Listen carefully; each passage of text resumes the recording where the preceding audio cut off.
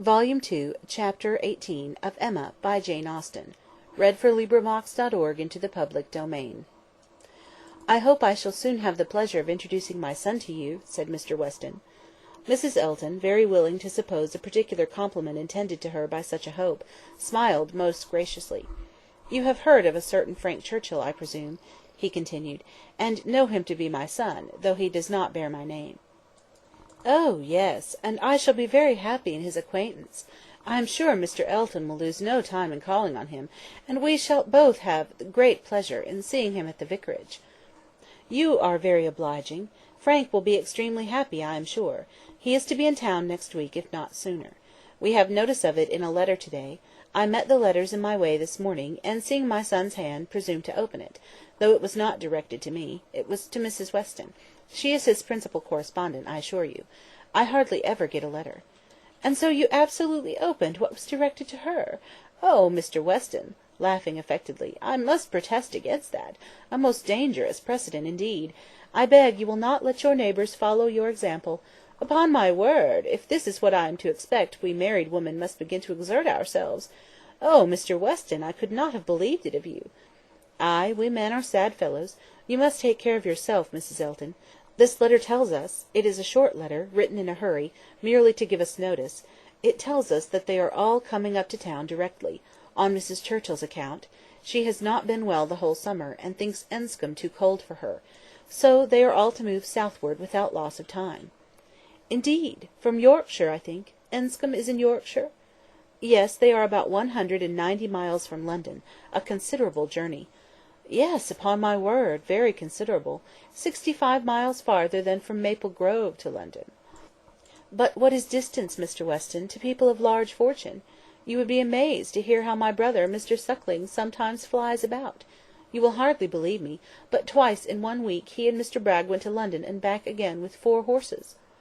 "The evil of the distance from Enscombe," said Mr. Weston, "is that Mrs. Churchill, as we understand, has not been able to leave the sofa for a week together. In Frank's last letter she complained, he said, of being too weak to get into her conservatory without having both his arm and his uncle's. This, you know, speaks a great degree of weakness; but she is now so impatient to be in town, that she means to sleep only 2 nights on the road. So Frank writes word. Certainly delicate ladies have very extraordinary constitutions, Mrs. Elton. You must grant me that." "No, indeed, I shall grant you nothing. I always take the part of my own sex. I do indeed. I give you notice, you will find me a formidable antagonist on that point. I always stand up for women, and I assure you, if you knew how Selina feels with respect to sleeping at an inn, you would not wonder at Mrs. Churchill's making incredible exertions to avoid it. Selina says it is quite a horror to her, and I believe I have caught a little of her nicety. She always travels with her own sheets, an excellent precaution. Does Mrs. Churchill do the same?" "Depend upon it, Mrs. Churchill does everything that any other fine lady ever did.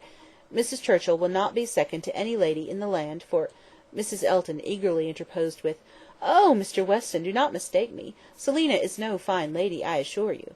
Do not run away with such an idea." "Is she not? Then she is no rule for Mrs. Churchill, who is as thorough a fine lady as anybody ever beheld." Mrs. Elton began to think she had been wrong in disclaiming so warmly. It was by no means her object to have it believed that her sister was not a fine lady. Perhaps there was want of spirit in the pretence of it, and she was considering in what way she had best retract, when Mr. Elton went on— "Mrs. Churchill is not much in my good graces, as you may suspect, but this is quite between ourselves. She is very fond of Frank, and therefore I would not speak ill of her. Besides, she is out of health now, but that indeed by her own account, she has always been. I would not say so to everybody, Mrs. Elton, but I have not much faith in Mrs. Churchill's illness." "If she is really ill, why not go to Bath, Mr. Weston, to Bath or to Clifton?" "She has taken it into her head that Enscombe is too cold for her. The fact is, I suppose, that she is tired of Enscombe. She has now been a longer time stationary there than she ever was before, and she begins to want change. It is a retired place, a fine place, but very retired."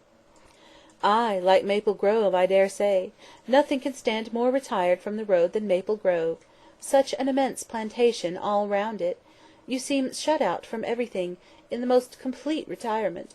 And Mrs. Churchill probably has not health or spirits like Selina to enjoy that sort of seclusion. or perhaps she may not have resources enough in herself to be qualified for country life. I always say a woman cannot have too many resources, and I feel very thankful that I have so many myself as to be quite independent of society. Frank was here in February for a fortnight. So I remember to have heard. He will find an addition to the society of Highbury when he comes again.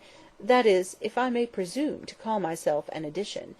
But perhaps he may never have heard of there being such a creature in the world."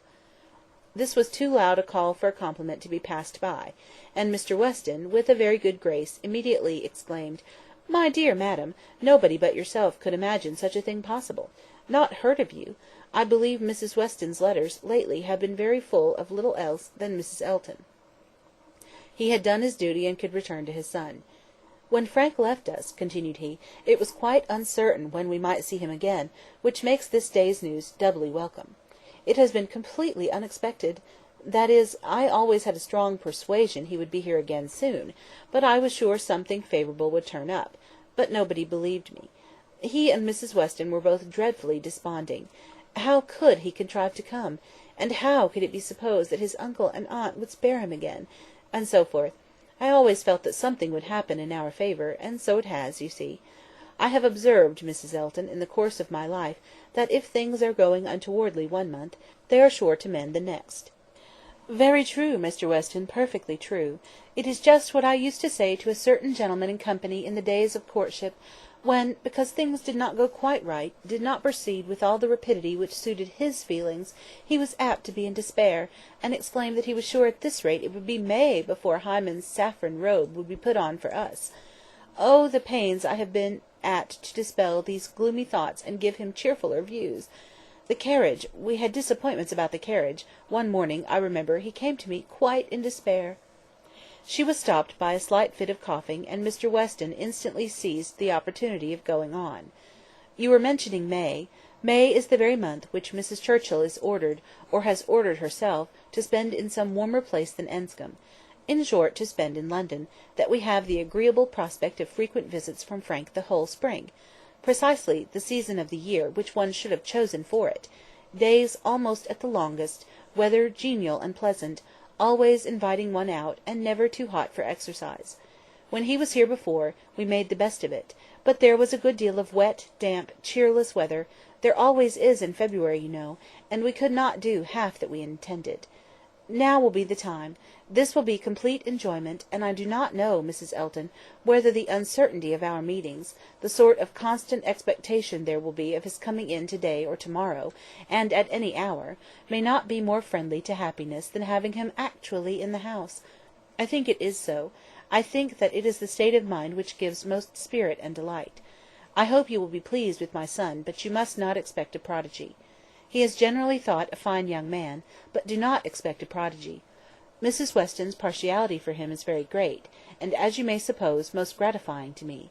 She thinks nobody equal to him.